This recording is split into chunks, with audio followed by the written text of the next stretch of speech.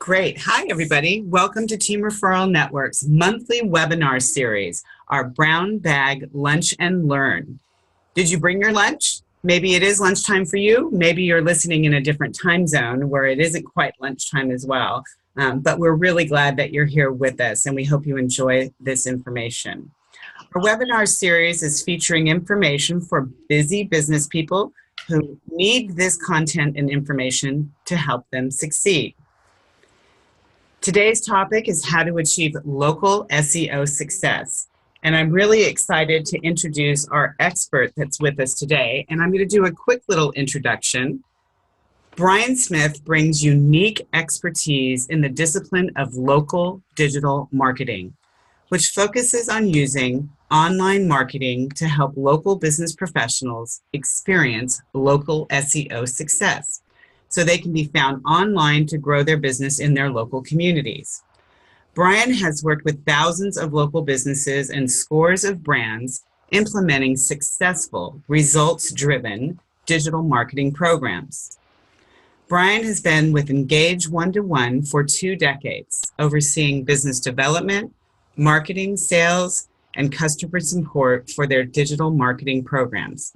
His clients are very impressive. They've included varied companies like Avon, Berkshire Hathaway Home Services, California Closets, Curves International, Fast Signs, Hilton Hotels, and ServPro Industries.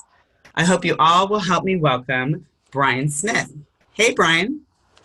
Good afternoon or good morning, depending upon where you are. It could be even evening with some of our people. Yes. Great to have you here. Thanks for joining us. I do want to share with the audience in full transparency, there's something else that's extremely special to me about Brian Smith, and that is he is my cousin, and he is my dad's brother's son and lives in New York. So this is really an extra treat for me, Brian. I'm so thrilled to have you here with us. Why, thank you, Kelly. I appreciate that. So I'm going to jump right in here and go to our next slide here. Come on and slide there with us. Okay, we're going to jump right in because I think to a lot of business people, SEO is a mystery. A lot of our business people, a lot of people who belong to Team Referral Network, SEO is this terminology that's thrown around, but I think it's a mystery to a lot of us. And then I think if we take it to that next level of what local SEO means, it may even be more of a mystery to us. So demystify it for us, Brian. Very good. Thank you, Kelly. Okay, so some interesting statistics. 83% of all consumers will look up a local business online before they decide to engage with that business.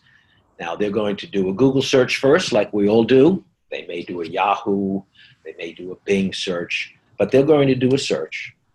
And hopefully you're found online when that search happens, meaning you will show up on either page 1 or page 2 of Google. That's number 1. Mm-hmm. So number 2, you also want to have the information that that consumer sees accurate and complete. So local SEO essentially means that you have instituted various best practices to ensure that when someone's looking you up online, A, that they find you, and B, that the information they do see about you is accurate. Exactly. And I think that's probably a challenge. And I think even in some of our conversations that we've had here over the past few weeks, I've discovered that Team Referral Network's information that's out there on the web isn't completely accurate. And I think most people think that somehow that's magically managed and is all correct and they really don't need to do anything. But what do they need to do? Okay. So essentially there are 6 factors that go into successfully managing your local SEO. And again, what that means is you are found online. So these factors we're going to go through, they're in order of priority. Number 1 is what we call Google My Business. Now, some of us may not even know what Google My Business is. What Google My Business is, it's what we call a local business card that shows up when someone does a search for you. It appears on the right-hand side, lower right-hand side of your screen when you do a Google search. That information, if you'll see there online, you'll see that little picture there of dandelion chocolate. You'll see that it has various information about your business. Your name, your address, telephone number, appointment URL you can click through, a question and answer. They even feed in reviews and so forth. So the first thing that impacts local SEO is Google My Business. Google tracks this, and the traffic that occurs from your Google My Business account or your Google My Business presence, and they look at that to determine whether or not you warrant showing up on page 1 or page 2 of Google. So that's number 1. Interesting. Okay, so a couple questions on that. Okay. First of all, I think a lot of people think about Googling themselves, like their name, their own personal name, but not always Googling their business. And so is that the quick way for them to access this information, is to Google their business and see what pops up?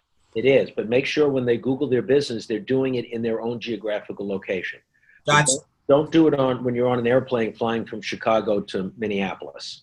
Good to know. Okay, good. Good. Okay. And then what if I'm a home-based business? You know, I know there's a lot of talk about the physical address of a business. What if I'm a home-based business? How do I handle that? Okay, if you're a home-based business, Google has protocols whereby you can establish yourself as a home-based business. They have something called categories. Once you establish yourself as a home-based business at that particular address, then they categorize you as a home-based business or professional services, and then you can define the geographical parameters. So you could, in fact, define it as a region. So you could define it as the Santa Clara area, whatever that might be, or general Oakland, California area. So you have an opportunity to A, have a presence, and B, make sure that that information depicts and reflects your local business. So what if I don't want my home address listed on the Google business page? I think Google has protocols for that, where you can have city, state. You have to get the coordinates of your location, make sure that they have that so they can identify you. I don't know what their process is for that right now, but I'll be happy to get back to you with a more definitive answer. Okay, that would be great. And I think we can broadcast that out there to our registrants as well, because I do think we'll have a fair number of people who are a home-based business who may not want their address known. And if we could get that defined, that would be fantastic. But great information. Do I have control over editing this information when it pops up? I think so. I don't know. Oh, you mean on Google? Yes, you do. Yeah. For a second, I thought you were talking about the PowerPoint. Yes, go ahead, edit away. Yes, okay. Once you own the account, first of all, Google in some cases will automatically create a Google My Business account for various businesses, with the hope that you will go in and claim it and start utilizing it as a way to present your business online. So once you claim it, and claiming involves a verification step. It could be a postcard that's mailed to you, and then you get a verification and you call in. If they can locate you geographically via your cell phone and verify your cell phone and that location and who you are, then they'll send you a verification code. But they do go through a verification process. Once you get that, you get a username and password. Once you have that, then you can go in and edit the information and make sure it's accurate and correct. Phenomenal. I don't think a lot of our audience is going to really realize this, and then really truly how important it is to their business. So that is fantastic information. So that's step number 1, correct? Yes. Great. Let's move on to number 2, website backlinks. Okay, again, I'm going to ask you, Brian, to explain this in plain terms. Okay, how does this work? Okay, you have a website, your own website, okay? And you want traffic to go to your website. You want traffic to go from another page to your page. On the internet, there are what they call directory listings. Now, business directory listings. Now, think about, for some of us at least, think about when there was a physical Yellow Pages directory or a physical business directory. You'd thumb through it, you'd find the business. Imagine now that directory is now online. It's no longer in the physical directory, it's now online. and there's information about your company that is in that online listing. Yelp is an online listing. Yellow Pages is an online listing. If somebody has a restaurant and you have an open table account, that's an online listing. You want to make sure that your website link, i.e. otherwise known as a backlink, is accurate on that page. So then when someone clicks, they're going to your correct page. Just yesterday, I had a meeting with a brand that has about 100 different franchisees or locations or outlets. 50% of them, when we clicked the backlink, it took them to a page that did not represent their business, just a gobbledygook sort of web page. Wow. So Google tracks the link that goes from, A, it should be accurate from a consumer perspective if you want to be found, but B, Google tracks the traffic that occurs between those two links. That contributes to your search engine ranking. Interesting. Okay. I had no idea. All right. That's step number 2. Let's move into step number 3, which is online content. You know, we hear so much about content today. Create your content. You've got to have content. You know, content is critical. Video content, blogging, all the different types of content that can be utilized out there to help people in terms of their digital marketing. Tell us what this means in terms of online content for local SEO factor. Okay, so when you are actively posting content and you're engaging users or readers, Google tracks that activity. So therefore, if you have a blog, if you have a social page, if you have a landing page for the information collecting, if you have a newsletter, that is otherwise known as a vehicle to bring your content to local consumers. So it's posts, it's pictures, it's videos that represent your business or even advertising that's promoting your business. And so you could take comparable content, like for example, the content in your newsletter can also be the comparable content that's going on your Facebook page, your Twitter account, to your blog, posted on your web page. But keeping it fresh and active is critical. And when we mean that, we mean at least a couple of times a week, refresh that content. So many of us have web pages, and we haven't updated the web pages in months, if not years. So that's part A. Part B is good content is not necessarily always about your business. Promoting you and what you're doing and your events and your activities and the offers and sales and all the different things that you have. Try to keep it interesting, informative, and entertaining, because that will give you a higher degree of consumer engagement. That's really interesting. And the two times a week was something I was wondering about. Yeah. I think good guidelines in all candor is posting out to your social pages, let's say, for example, 5 times a week, posting to your blog 2 times a month. So it really doing a newsletter once a month, doing an email communication once a month. So you don't want to overdo it, but each vehicle has its own protocols. Essentially, you should probably have something going out on social every day, and to your other properties or venues once a week. Great. I'm getting feedback. Are you getting feedback on my voice? I can hear you fine. Okay, great. I won't worry about it then. Okay, so that's excellent information, Brian. I appreciate that. That gives us some very specific information. And I think that's what we really want to focus on with our webinar series is actual tangible things that our listeners, our audience can go out and implement immediately to have an impact on their business. And this is exactly what you're giving them. So thank you. I appreciate that. Let's move on to local SEO factor number 4. Okay, here we go. If my mouse will cooperate. There we go. Okay, so local SEO factor number 4, directory listing. share with us what you mean by directory listing. And I know we're going to get some specific examples from you as well. Okay, so there are 75 to 100 different pages where your business is represented online. An example, Google Maps.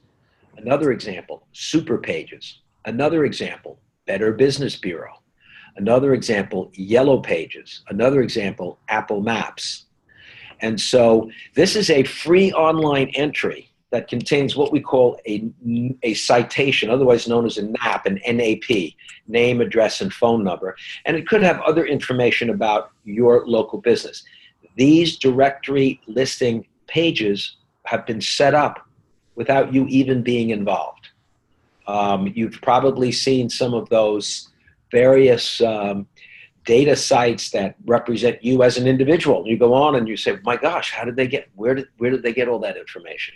So imagine that same concept applying to a business.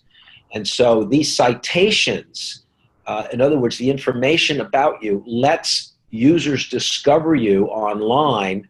At the same time, of course, it enables the local search engines to find you as well and give you an opportunity to show up higher and higher and higher. So you want to make sure that that information is accurate and that it's appropriate for your business. And so it's a chore, it's a task to find them, identify them, and get them accurate, but it is the number 4 factor. I think it represents somewhere around 10 to 15% of the impact, if you will, on a local search result. And the key thing about a directory listing is it's typically local.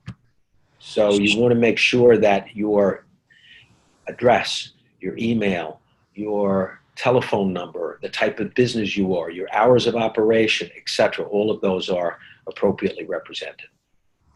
I think it's fascinating to think in terms that there's that many listings out there where our businesses could be appearing. That is just, my mind was just blown over that right now. And the fact is that we don't know all of this, correct? I mean, I think that's probably what's challenging some of us in terms of having accurate information out there on the web, and then more importantly, driving it to our website and the various places that we want them to go to. Yes, I did. One caveat, and that is that it's probably not important for a local business to be on all of them, but on the top 5 or 10, it is critical. Okay, great. There are some esoteric pages out there that I wouldn't really worry about. But if you're on the top 5 or 10, for example, if you're a local restaurant, you better be on Google Maps and Apple Maps. Right. Is there a way for us? Is there kind of a general top 5 or 10 overall for businesses that we should be looking out for? Well, definitely any of the map-based. If you are, obviously a local business, you want to quote be found. So Google Maps, Apple Maps, Yellow Pages, Super Pages. Then there are some, Google My Business, in fact, ironically, is not only a local business card, it's also a directory listing.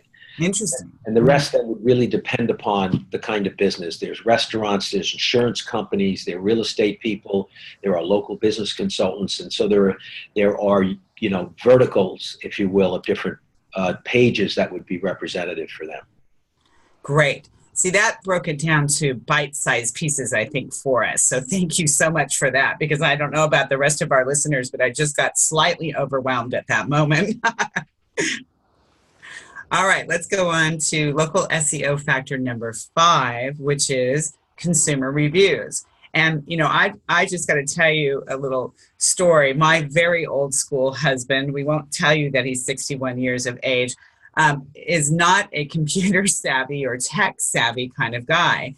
But because he has a tablet now and has for the past few years, he's really gotten into reading reviews before he makes any of his purchases. And to see this non-tech savvy old school dude, be so engaged with reading reviews, it tells me, in fact, it screams to me that reviews have become more and more important for business success, especially in the digital world, where people have instant access to information, right? Yes, so Google and all of the, and when I mention Google, I mean the other search engines as well. Believe it or not, AOL is still out there as a search engine. Unbelievable. Bing is still a search engine, Yahoo, etc. But two factors. One is the volume of reviews, just the sheer volume, because that indicates activity. Right. Search engines want activity. Secondly, is then an algorithm, they apply another algorithm to that in terms of the quality of reviews.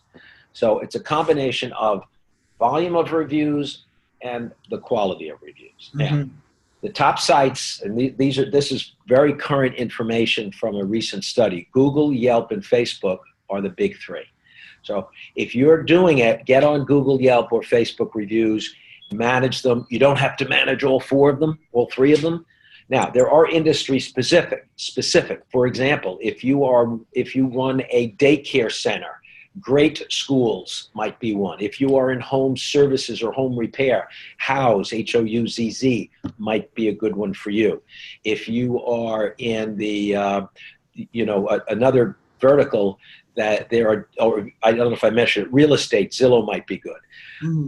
But essentially, you want to encourage reviews. Now, the way in which you encourage reviews is you have to ask them, but do it in a genteel, low-key way. The way in which it's done most successfully is by sending a survey to the client, emailing them a survey and saying, thank you very much for doing business with me. Would you be kind enough to complete this little survey? And there are, constant contact, all of the different exact target, all of these different email companies have all these little, different sort of surveys that you can use and automatically get something out. But once they fill out the survey, and again, keep it short, 4 or 5 really simple questions.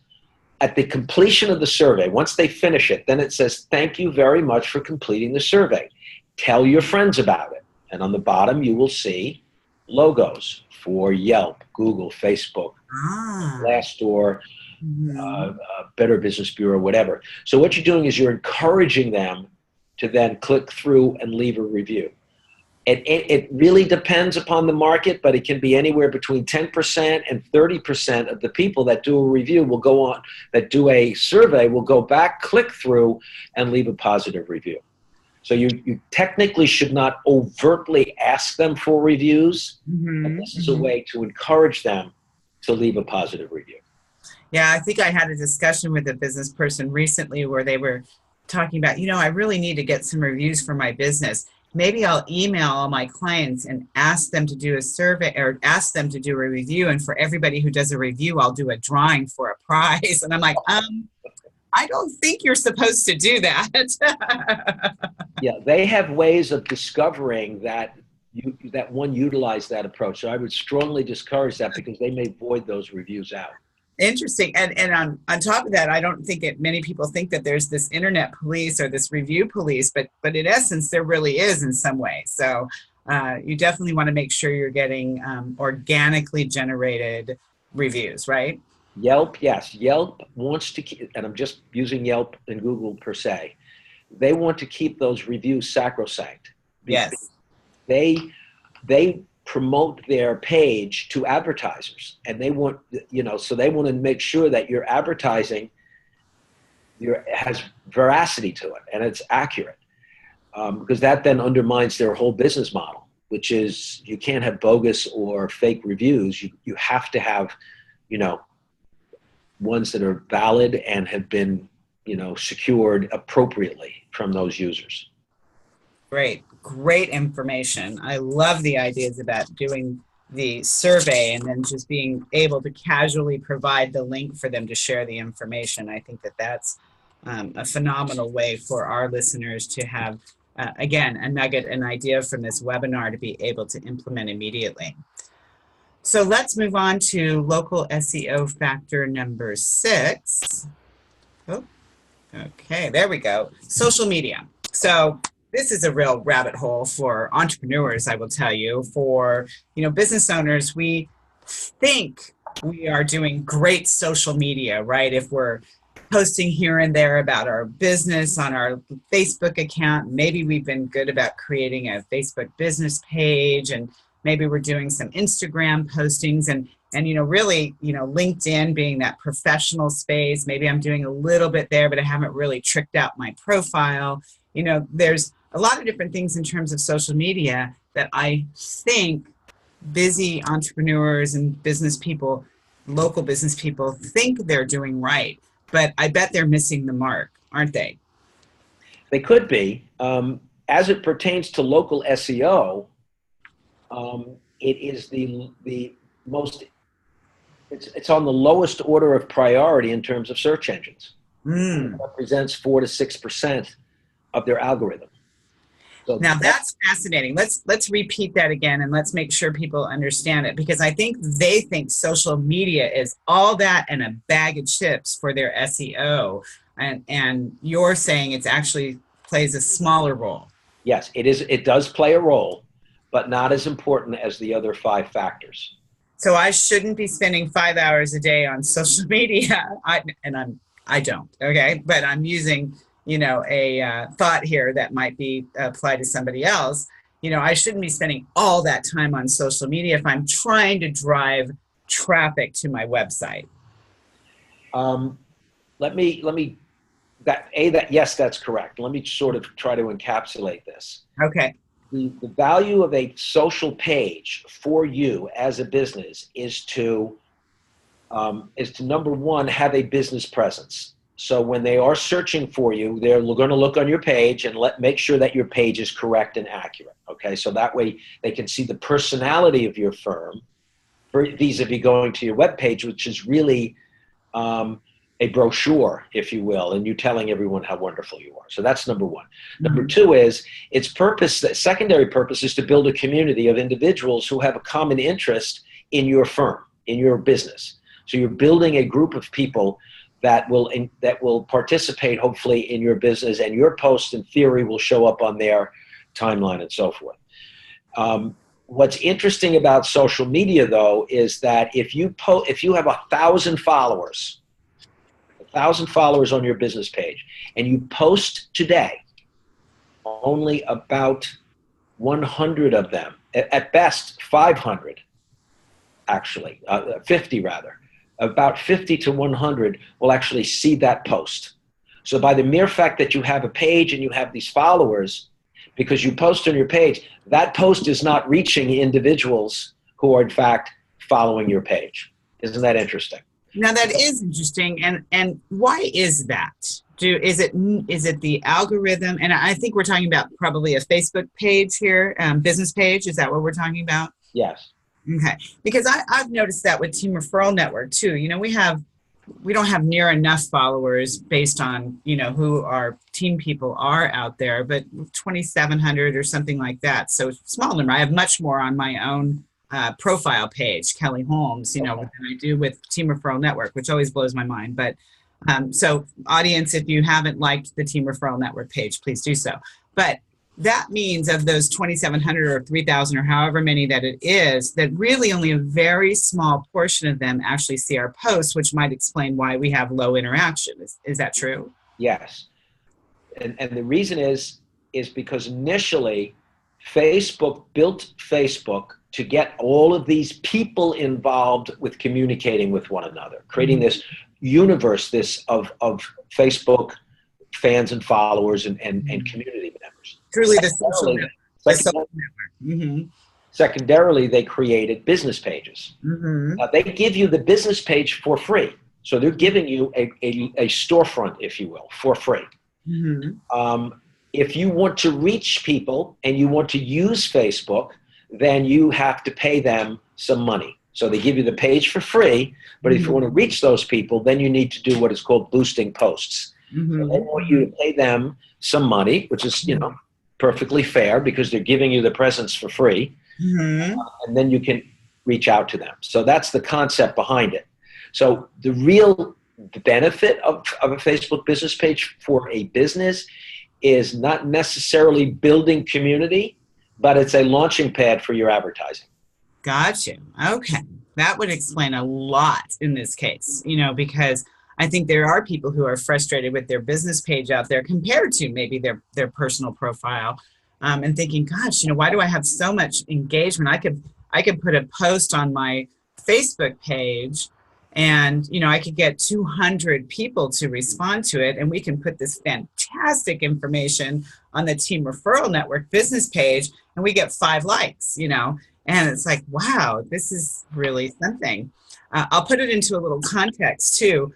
My 16-year-old daughter, who is not necessarily a social media aficionado like some of the other 16-year-old kids that are out there, but she put a post on Instagram a few weeks back, a couple months back now at this point, and I'm going to tell you what it said, and she's going to die of embarrassment if she ever hears that I put this out here on this webinar. But she said in her Instagram post, DAS, D-A-S, DAS is sad spelled backwards, and DAS just the way it be sometimes. Period. Just typed it out, text. No, nothing else, okay? That post has been retweeted 60-some thousand times, 62,000 times with 100, and it was like up to like 120,000 likes, okay? What the heck? Do you have any explanation for that, Brian? There's always going to be some fad or some interesting, quote or saying or video that will pique someone's interest, and everyone, you'll get your two minutes of fame. Yeah, that's it. Yeah. And that's essentially what it is. Mm-hmm. The key thing to keep in mind is that social media clicks, shares, comments do outside of your business page do not correlate to commercial success in any way, shape, or form. Right. Mm-hmm. Right. It's going to sell you more. Right. It's not going to sell more screwdrivers from your hardware store. Right. It's not going to sell more life insurance policies. Mm-hmm. Mm-hmm. It's just a nice, fun vanity metric. Yep. Social platform, truly. The social network, truly. Okay. Good. Okay. So what can we do? What can we do here? In terms of social, yes, I think the key thing to do is keep the page active, post 5 times a week, interesting, informative, entertaining content. Boost your posts from time to time so you're reaching your audience. And when I say boost a post, you've probably seen that when you've gone into Facebook and they say, would you like to boost this post? You don't have to put a lot of money behind it, $5, $10, $15, but that will broaden the universe of people who see your post. Then think about using Facebook as an advertising platform. In the Facebook Business Manager part of your Facebook business page, you have an advertising opportunity. And that essentially means that you can identify a target audience of the individuals who would most likely do business with you. You can do it by geography. You could do it through demographics. You could do it by interests. You could do it by online behavior. And so you could say, give me everybody that is of a certain age, a certain income level, a certain level of interest, etc. And then you can launch a commercial message to them. Invite them to learn more about your business. Invite them to visit your webpage. So just in conclusion, A, keep your page active because, again, we talked about before, online content, active online content is important. And clearly your Facebook page, your LinkedIn page, your Twitter account, etc., those are all important. But specifically with Facebook, you have a tremendous advertising opportunity. Facebook has something called the Facebook Advertising Network. Facebook Ad Network. What that means is you have access to not only Facebook users, but other users that are manifesting behavior that are comparable to that Facebook audience that you've identified. So it's very possible that you could do an advertisement, let's say, for $100, and your target audience reach is, let's say, 5,000 people. 4,000 of those people might be in the Facebook online network, and 1,000 might in fact be Facebook users, active Facebook users. So 1,000 will see that ad on their Facebook page, either in the news feed on the right-hand side or in the mobile or responsive device. The others will have it served up to them when they're visiting another web page or they're visiting a news site or an information page. Wow, So I you did not really have an know opportunity to expand your reach, get impressions, get clicks, and look to get some conversions. that is interesting. And, define that term conversions, because I do think a lot of people confuse this type of, it's probably more along the lines of marketing, even though we've been calling it advertising with Facebook. But it isn't necessarily, you're not necessarily going to get a sale, right? You're looking for some kind of conversion, get them to fill out a form, get them to get to your website, some way to collect their information. Is that true? Yes, there are three objectives from which you can choose when you launch a Facebook ad. One is impressions, meaning you want as many people as possible to see your company, the name of your company. That is designed to create awareness. And it might be perfectly fine for a business who's new in an area, looking to open up, looking to just create awareness. Maybe they're sponsoring a charity, or they've done something in the community that warrants them to just reach out and let people know. So number one is awareness. Second is clicks. You want people to click through, click on that page, click on the picture, click on the article. So they're going to go someplace to read it and find out more information. The third is conversion. Conversion's real simple. Let's call it a landing page. It's a place to which you are directed, where you fill out information with the hope and anticipation that that person who filled it out, that you're going to be able to reach out to them, put them on your email list, or call them. Now, they also have something called a call to action, which is you can also put a telephone number there. So if you're doing it on your cell phone, you click, and obviously it goes right to the phone. So that's a conversion as well. Okay, great, good. Wow, that's really good information. And I really, I started off the webinar talking about the mystery of SEO, and especially the more mysterious, I think, local SEO. But I think you've done a phenomenal job in breaking it down for us. I'm going to recap for our audience. So local SEO factor number one was Google My Business, right? And that's very important for them to be available in the right place with the right information on Google's search engine, correct? Yes. Great. Local SEO factor number two was the website backlink. Give us one little nugget about that we talked about on the website backlink. Website backlink, if you have a business directory listing page like Yellow Pages or Better Business Bureau, make sure that your URL to your web page is correct and accurate on those individuals, because when people on those pages, so when people click, that backlink is backlinking them to your page, not someone else's page. Perfect. Okay, good. Local SEO factor number three, online content. Just run down that posting schedule again for me. Okay, and wherever you have your essential communications, your web page, your newsletter, your social pages, general email blasts, general guidelines, post to social 5 times a week, do your newsletter once a week, do your email blast every other week, keep your blogs up to date every month. By the way, one I didn't mention, public relations. Little press releases about your company is also something that's helpful. If you did a press release once a quarter, if you're involved getting an award, if you've been involved with some local charity, if you've helped out at the local school, if you're sponsoring something, if you're going to a community event, those are reasons to, that's a type of content as well. Okay, great, good. Okay, local SEO factor number, are we on number 4? Yeah. Directory listings. One little tidbit I remember, it's the 5 to 10 top directory listings for your business. Am I right? Yes. Okay, perfect. And then local SEO factor number 5, reviews. Those reviews, very important to get them, and to get them organically. May I make a mention about reviews? Yes.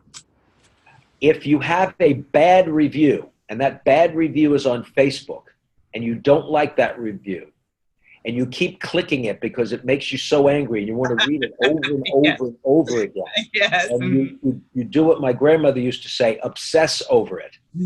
Every time you click on it, that brings that review higher up in review results. So a little bit of advice, do not spend a lot of time clicking that. Take a screen grab of it and look at it elsewhere, because every time you click on it, it'll bring it further up to the top.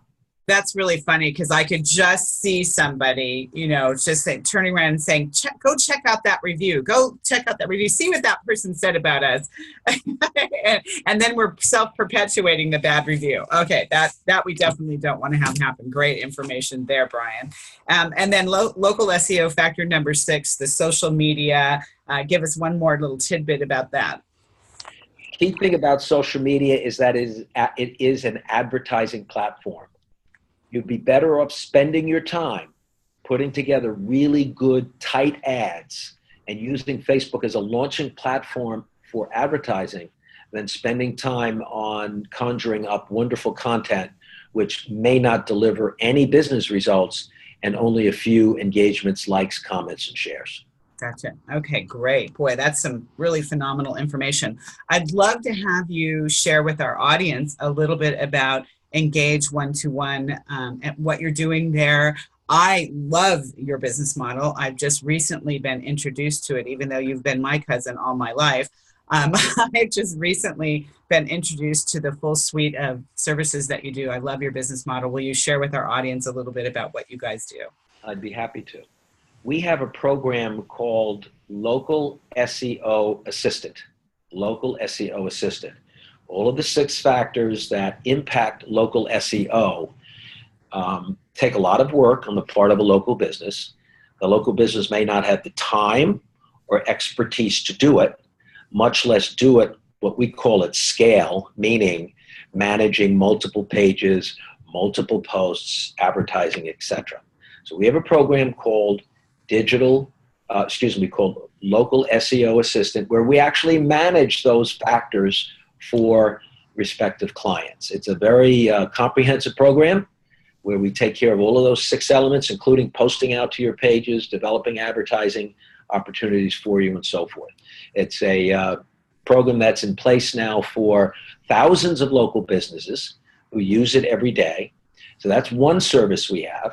Another service we have is called Hot Content. Hot Content is an email that gets distributed to you each day. In that email, you receive 5 articles that are ready to post out to your social pages, to your blog, or whatever. It's interesting, informative, entertaining content relevant to your particular business vertical. If you're in home services, if you're a chiropractor, if you are in a wellness center, if you're a fitness center, if you are a retail store or a restaurant, there's a channel from which you can select. Interesting. Hot Content is free. We see it as the first step to local SEO success. So we provide this free to clients and local businesses that are sponsored by one of our affiliate partners, as Team Network is. So Team Referral Network is. So if any of you are interested, you can go ahead and actually try that for free, see if it works out for you. At least it'll take care of the first problem. And that's, what do I post? How do I get content? And how do I propagate this content quickly and efficiently without spending hours each week trying to figure out and conjure up new content? So we've got the Local SEO Assistant, where we manage those 6 factors for you to get you to have good search engine results. And we have Hot Content, which is the first step to that, making sure that you have content available every day to post out to your pages. And where can they find this information, Brian? Very simply, www.engage, E-N-G-A-G-E, the numerals 1to1.com. You'll see it right on the front page.